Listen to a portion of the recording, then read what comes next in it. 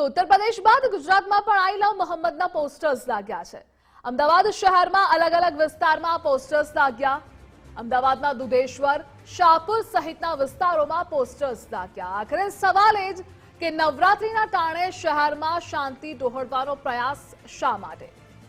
દહેગામના બહિયલ ગામમાં પણ નવરાત્રીમાં કોમી હિંસા થઈ ચૂકી છે। નવરાત્રીમાં આઈ લવ મોહમ્મદના પોસ્ટર્સથી પોલીસ પર એલર્ટ છે। જો કે કાનપુરથી આઈ લવ મોહમ્મદના પોસ્ટર્સનો વિવાદ શરૂ થયો હતો।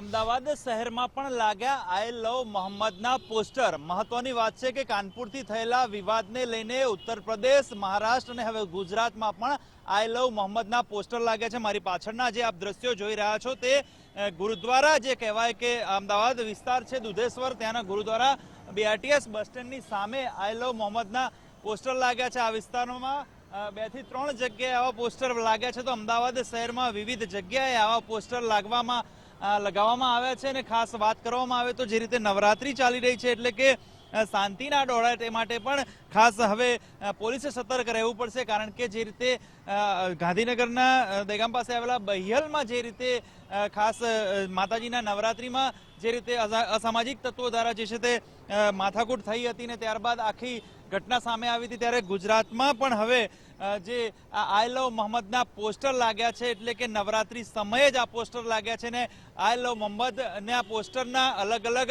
ધારણાઓ જે છે તે કરવામાં આવી રહી છે ઉત્તર પ્રદેશમાં। અને જે રીતે કાનપુરમાં આખો આ વિવાદ વકર્યો હતો તેને લઈને હવે ગુજરાતમાં પણ આ પોસ્ટર લાગ્યા છે ને ક્યાંક ને ક્યાંક શાંતિ ના ડહોળાય તે જોવું હવે તંત્રની પણ અને સરકારની પણ જવાબદારી છે। કારણ કે નવરાત્રી સમયે જ આ પોસ્ટર લાગ્યા છે અને અલગ અલગ ધારણાઓ પ્રમાણે આ પોસ્ટર લાગે છે, ત્યારે આ પોસ્ટરને લઈને વિવાદ ના વકરે તે જોવું એક મહત્વની વાત છે। કેમેરા પર્સન વિકી ઠાકોર સાથે સચિન કડિયા, ગુજરાત ફર્સ્ટ, અમદાવાદ।